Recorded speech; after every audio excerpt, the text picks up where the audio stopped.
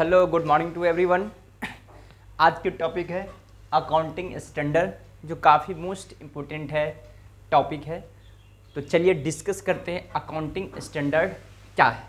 देखिए, एक सिंपल सा अगर मैं बोलूँ तो अकाउंटिंग स्टैंडर्ड वो चीज़ है जो ये बताती है कि how transaction and other event to be measured, recognised and presented to financial statement. मतलब ये कि अकाउंटिंग स्टैंडर्ड ये बताती है कि कोई अदर ट्रांजैक्शन और इवेंट को हम लोगों को बुक्स ऑफ अकाउंट में किस तरह मेजरमेंट करनी है, किस तरह रिकॉग्नाइज करनी है, किस तरह प्रेजेंटेशन करना है, उसे ही हम लोग अकाउंटिंग स्टैंडर्ड बोलते हैं। ये एक प्रकार के क्या है, एक नॉर्म्स है, एक प्रिंसिपल है जो बताता है कि अकाउंटिंग ट्रांजैक्शन को आप किस तरह लिखेंगे जिससे कि ईजिली वे से कोई भी पर्सन समझ सके। तो देखिए, आइए हम लोग इसके बारे में चलते हैं और आराम से स्टडीज करेंगे। अकाउंटिंग स्टैंडर्ड में बता दूँ, ये इशू करती है कौन? ICAI।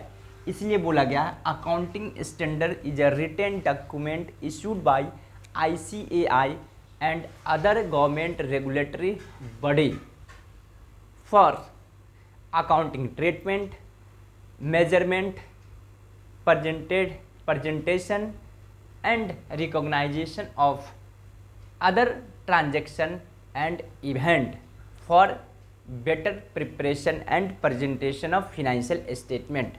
बोला गया अकाउंटिंग स्टैंडर्ड जो है एक रिटेन डॉक्यूमेंट है, एक रिटेन डॉक्यूमेंट पॉलिसी है जो ICAI और गवर्नमेंट का अन्य जो बॉडी होता है उसके थ्रू इशूड की जाती है।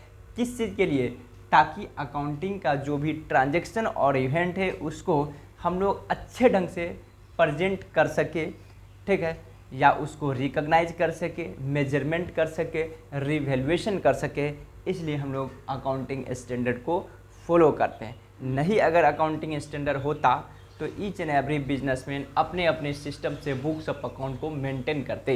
तो ठीक है, क्या समझे कि अकाउंटिंग स्टैंडर्ड एक प्रकार का रिटेन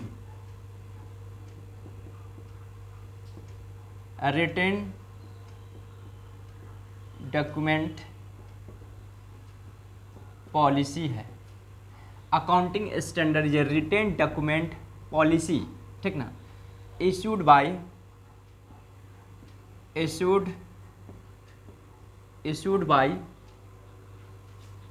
ICAI और other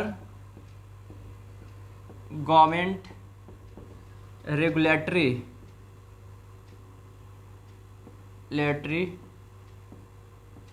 body.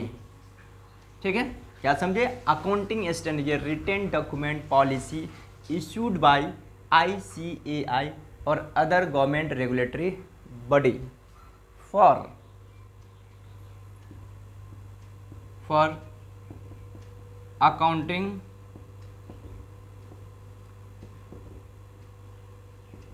Treatment, measurement, recognisation और presentation of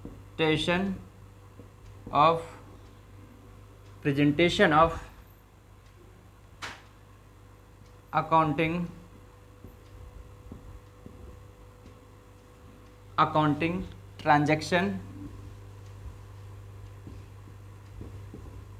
transaction and event.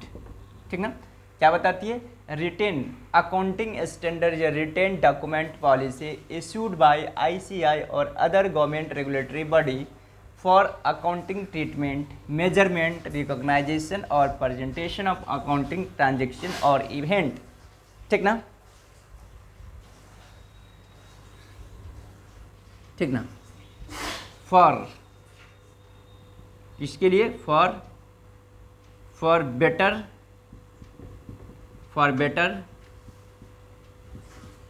Preparation, for better preparation और presentation of financial statement।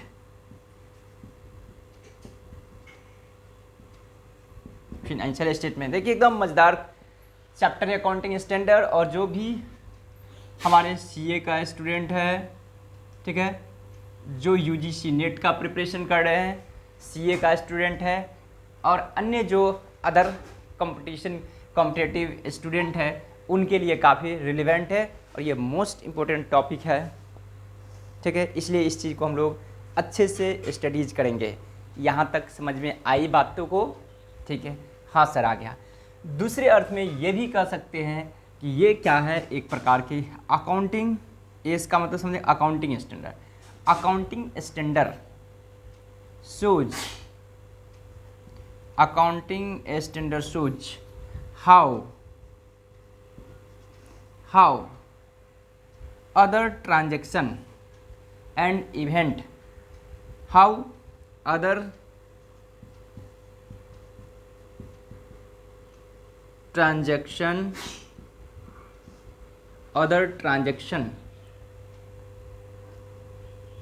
और इवेंट एज कथा सोच, ये दिखाता हाउ अदर ट्रांजैक्शन और event presented event disclosed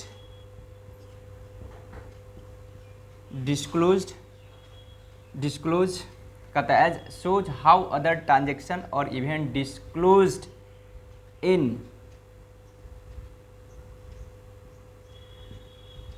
financial statement. कहता है अकाउंटिंग स्टैंडर्ड ये दिखाता है कि हम लोग अदर ट्रांजैक्शंस और इवेंट को फाइनेंशियल स्टेटमेंट पे कैसे डिस्क्लोज करना है। डिस्क्लोज एंड, और ये भी कह सकते हैं disclosed and presented in financial statement, how other transaction और event presented and disclosed in financial statement, presented भी कह सकते हैं। ये रहा मेरा अकाउंटिंग स्टैंडर्ड का डेफिनेशन। अब डिफरेंट अकाउंटिंग स्टैंडर्ड है जिसमें बहुत सारी चीज़ लिखी गई है। अब उस पर हम लोग वन बाय वन डिस्कस करते हैं कि अकाउंटिंग स्टैंडर्ड में कौन कौन सा आता है। तो सबसे पहले हम लोग डिस्कस करने वाले हैं accounting standard 1, disclosure of accounting policy. Disclosure of accounting policies. तो फर्स्ट अकाउंटिंग स्टैंडर्ड कौन सा आता है? Disclosure of accounting policies. ठीक है, मैं इस चीज़ को मिटाता हूँ।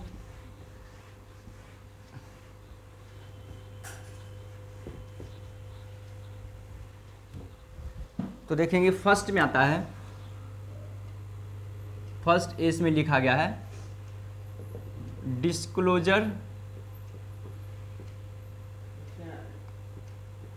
डिस्क्लोजर ऑफ अकाउंटिंग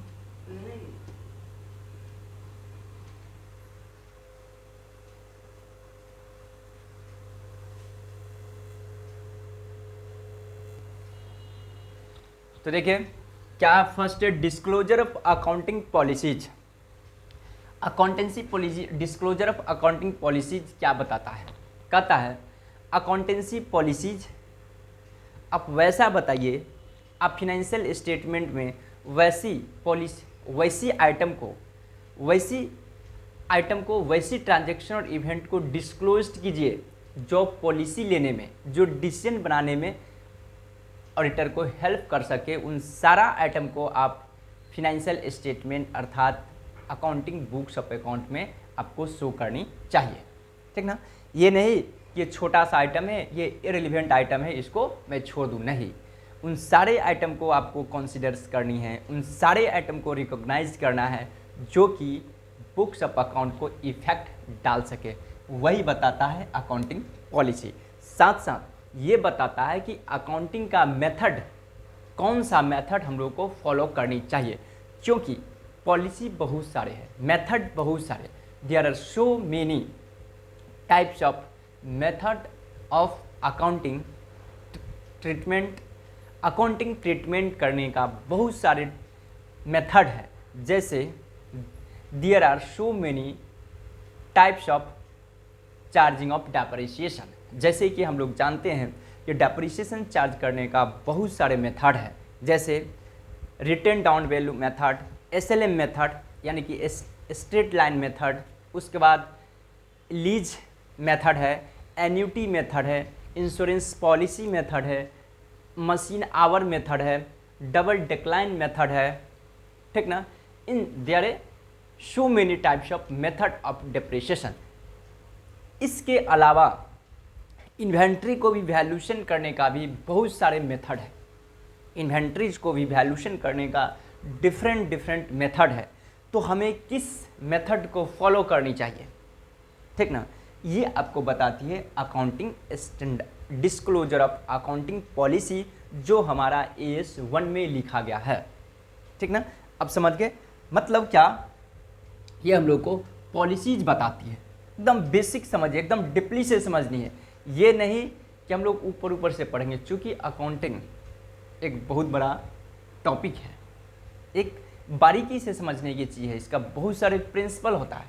इसको धरातल पे आकर के हम लोग सोचेंगे कि है अकाउंटिंग क्या है, अकाउंटिंग से किस तरह से हम लोग को करनी पड़ती है। जैसे कि मैं एक एग्जांपल ले रहा हूँ, पॉलिसी देखिए क्या है। मान कर चलिए कोई मशीनरी है, एक मशीनरी है, ठीक है। कोई ए पर्सन है, मशीन खरीदता है, मान कर चलिए ए कोई लिमिटेड है, वही मशीनरी को कोई बी परचेज करता है, कोई मशीनरी कोई सी परचेज करता है, ठीक है। और इसका प्राइस है 10 लाख, 10 लाख, 10 लाख, ठीक है। अब देखिए इसको यूजफुल लाइफ,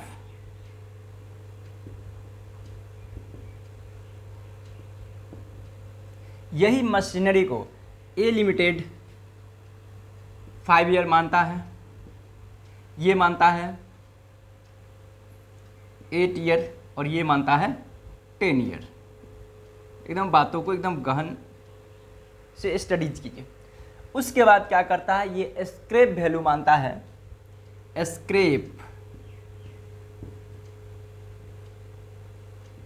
स्क्रैप वैल्यू ये मानता है कि साल के लास्ट में 1 लाख में मैं सोल्ड कर दूंगा, ये मानता है मैं 2 लाख में सोल्ड कर दूंगा, और ये सोचता है मैं 50,000 में मैं सोल्ड कर दूंगा। अब ज़रा समझिए कि एक ही मशीनरी को डिफरेंट कंपनी किस तरह से अकाउंटिंग ट्रीटमेंट कर रहा है। क्यों? क्योंकि इसके अकॉर्डिंग मैं अगर डेप्रिसिएशन निकालूँ तो डेप्रिसिएशन जो हुआ क्या होगा, depreciation is equal to 10 lakh minus scrap value करूँगा मैं और डिवाइड बाय यूजफुल लाइफ करूँगा, यानी कि इसके अकॉर्डिंग हो जाएगा 1,80,000 डेप्रिसिएशन हो गया।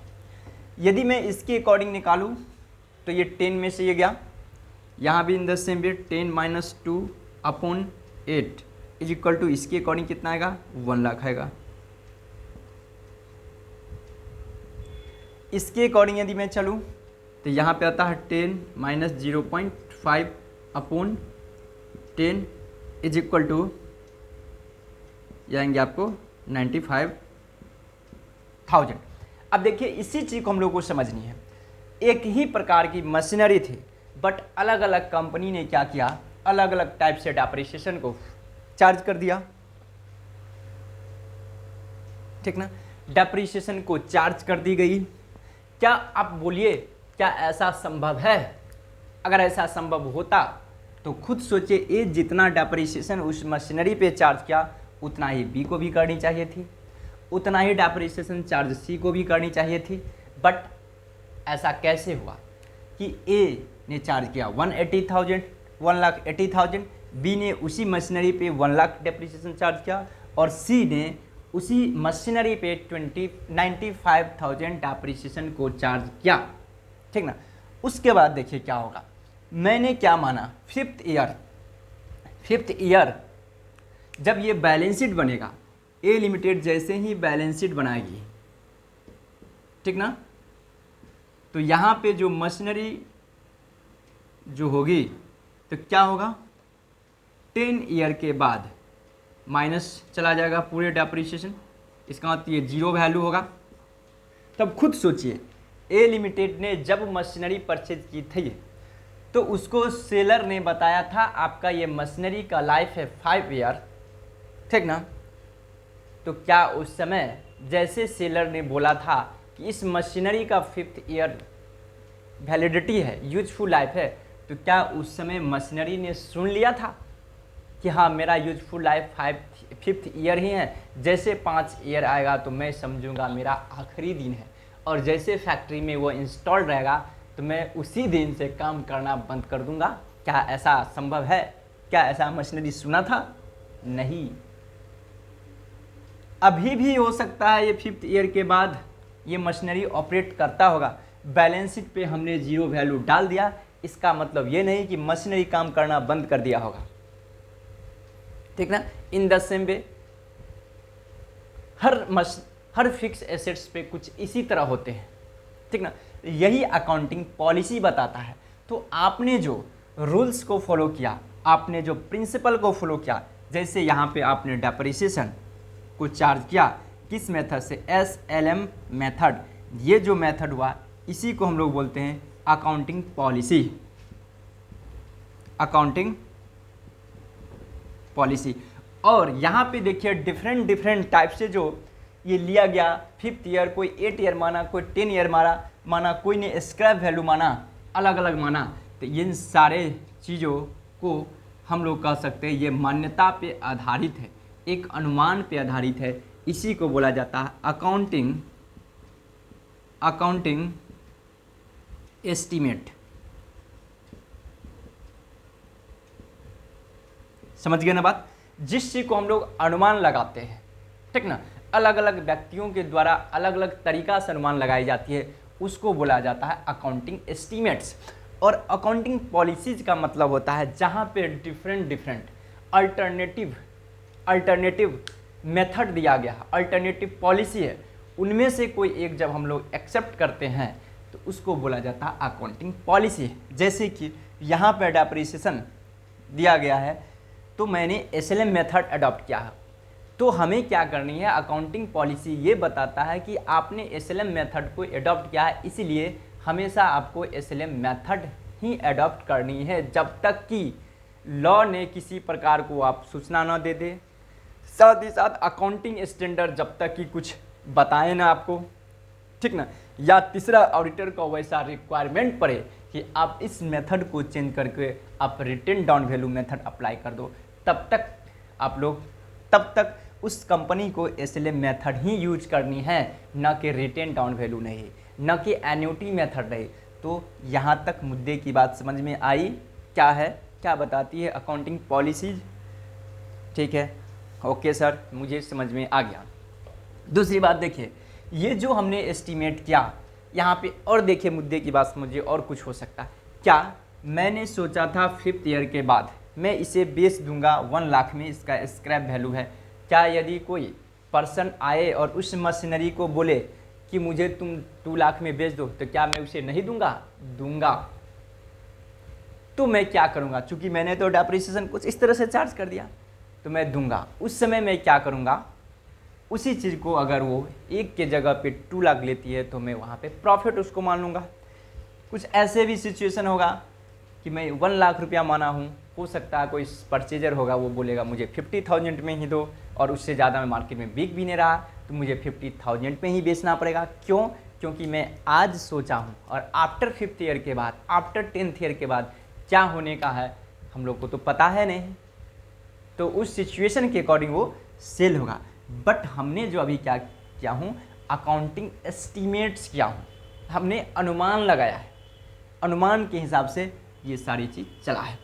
इसलिए आप देखिए आगे बढ़ते हैं, अकाउंटेंसी पॉलिसीज क्या कहती है कि कुछ बेसिक्स नॉर्म्स है अकाउंटिंग पॉलिसीज का, वो आपको फॉलो करनी पड़ेगी। तो देखिए क्या क्या हो सकता है नॉर्म्स।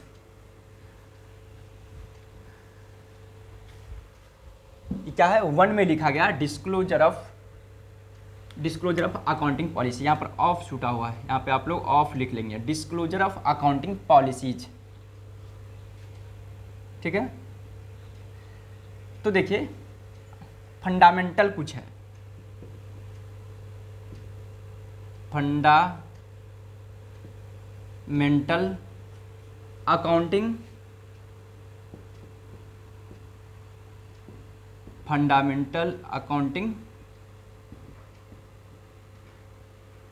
एजम्पशन,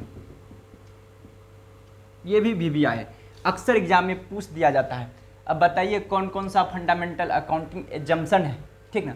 और जो UGC नेट का प्रिपरेशन करने वाले हैं उनसे कई बार ऑप्शन में आ जाते हैं, इनमें से कौन सा फंडामेंटल अकाउंटिंग एजम्पशन है, ठीक है, इनमें से कौन एक ऐसा है जो फंडामेंटल अकाउंटिंग एजम्पशन है, ठीक ना।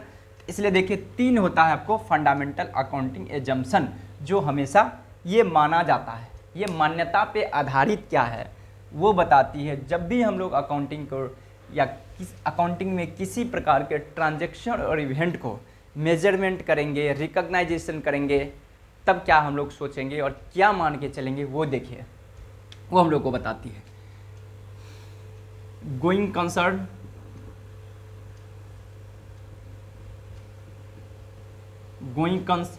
कंसर्न एजम्पशन, दूसरा कंसिस्टेंसी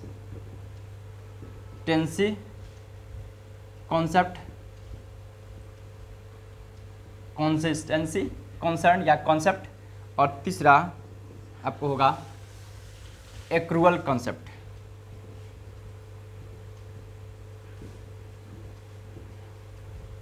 देखिए अकाउंटिंग में 3 प्रकार का ऐसा सिद्धांत दिया गया है और एजम्पशन है कि ये आपको हमेशा मानना पड़ेगा। तो क्या कहता है वो देखिए, गोइंग कंसर्न एक हुआ, दूसरा कंसिस्टेंसी कॉन्सेप्ट और तीसरा हुआ एक्रूअल कॉन्सेप्ट। जब भी बुक्स ऑफ अकाउंट में किसी प्रकार के ट्रांजैक्शन और इवेंट को जब हम लोगों को शो करनी होगी, जब भी प्रेजेंटेशन करना पड़ेगा, तो क्या मानना पड़ेगा कि जो हमने बिजनेस को स्टार्ट किया हो, जिस बिजनेस को हम लोग ऑपरेट कर रहे हैं, ये हमेशा चलता रहेगा, ये हम लोग को मानना पड़ेगा।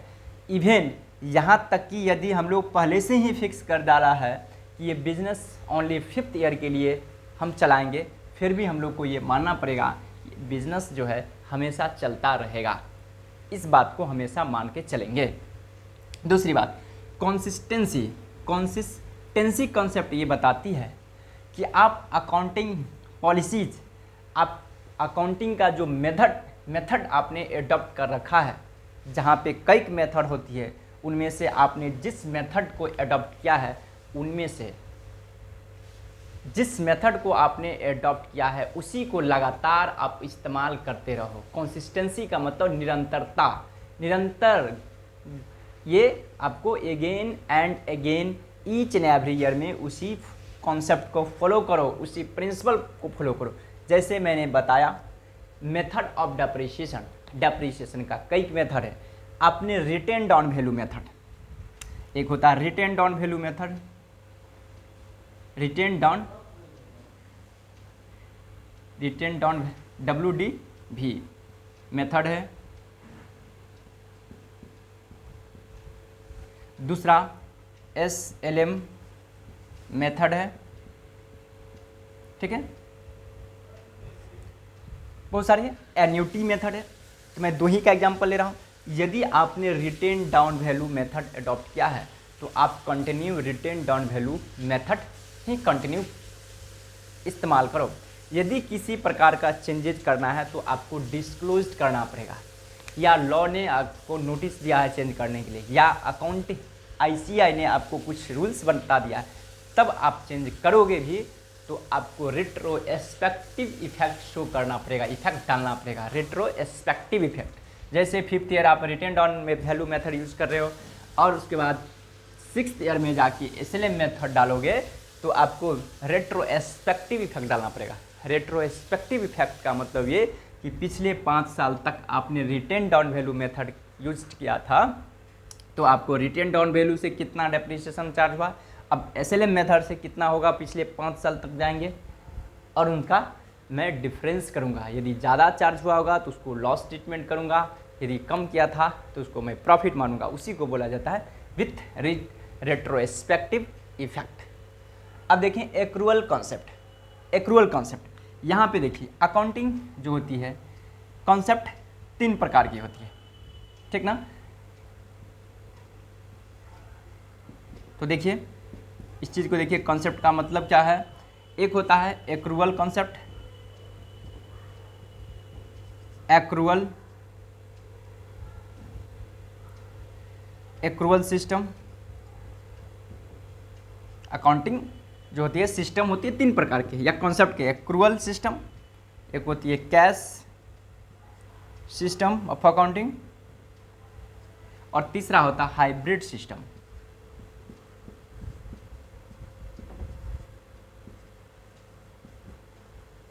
हाइब्रिड सिस्टम ये होती है अकाउंटिंग का कॉन्सेप्ट कुछ बताती है, सिस्टम बताती है क्या करना है।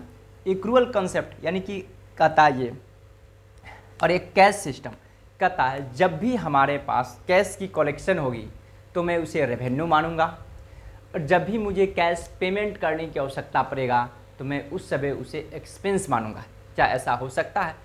क्यों नहीं हो सकता? तो वही अकाउंटिंग बताती है concept cash system of accounting, और ये मानता है भी। जैसे जितने भी प्रोफेशनल टाइप का पर्सन है, जितने भी नॉन प्रॉफिट ऑर्गेनाइजेशन है, नॉट फॉर प्रॉफिट ऑर्गेनाइजेशन, उन सभी ने कैश सिस्टम ऑफ अकाउंटिंग का फॉलो करता है। जैसे उसी के बेसिस पे वो रिसिप्ट एंड पेमेंट अकाउंट बनाती है। जैसे कोई डॉक्टर है, कोई इंजीनियर है, कोई ऑडिटर है, कोई टीचर है, ये सब क्या है, प्रोफेशनल पर्सन है, ये सब कैश सिस्टम ऑफ अकाउंटिंग को फॉलो करता है। क्योंकि वहाँ पर कैश बुक की जगह पर रिसिप्ट एंड पेमेंट अकाउंट बनती है, और income profit and loss account की जगह पर इनकम एंड स्टेटमेंट अकाउंट बनाई जाती है। और ये क्या है, एक्रूअल सिस्टम। एक्रूअल सिस्टम किस में चलता है, ये बिजनेस में, ठीक ना, जनरली एक्रूअल सिस्टम चलता है। एक्रूअल सिस्टम क्या कहता है कि आपको एक्चुअल में कैश आपने पेमेंट किया हो या न किया हो, एक्चुअल में चाहे आप कैश रिसिप्ट किया हो या न, यदि इनकम और एक्सपेंस ड्यू हो जाता है तो आप बुक्स ऑफ अकाउंट में उस इनकम और एक्सपेंस को शो करो, रिकॉग्नाइज करो। क्यों? क्योंकि वो इस ईयर से रिलेटेड है, तो वो आज या कल वो पैसा देगा ही। यदि एक्सपेंस है तो आपको देना ही होगा, और वो आपको इनकम जनरेट हुआ है तो वो पैसा आएगा ही। तो उसे क्या कहते हैं, एक्रूअल सिस्टम ऑफ अकाउंटिंग। समझ गया? जैसे कि मैं एग्जांपल दे रहा हूँ, यदि आप बैंक में पैसे को जाकर के डिपॉजिट करते हो तो बैंकिंग कंपनी आपको क्या करती है, इंटरेस्ट देती है। तो क्या बैंकिंग कंपनी आपको फ़ोन करती है कि भाई मैंने आपको इंटरेस्ट दिया हूँ आकर के ले जाओ? नहीं, ऐसा नहीं करती है। वो क्या करती है, आपको बैंक अकाउंट में क्रेडिट कर देती है, ठीक ना। यही हुआ एक्रूअल कॉन्सेप्ट। या आप किसी वर्कर से काम करवा लेते हो, उसको at the time of work के समय आप उसको पेमेंट नहीं करते हो, तो कभी ऐसा भी होता आफ्टर 2 डेज, आफ्टर 10 डेज हम लोग को पेमेंट करनी होती। तो क्या इसका मतलब मैं मानूंगा कि मुझे खर्चा लगा ही नहीं? नहीं, मानना पड़ेगा। क्यों? क्योंकि 2 दिन बाद या 10 दिनों के बाद मुझे पेमेंट तो करना ही है, क्योंकि एक्सपेंस हो गया। जैसे ही कोई भी एक्सपेंस और इनकम अराइज हुआ तो उसे बुक्स ऑफ अकाउंट में आप शो करो, ठीक है। उसी को बोला जाता है एक्रूअल सिस्टम ऑफ अकाउंटिंग, ठीक है। Okay, bye bye.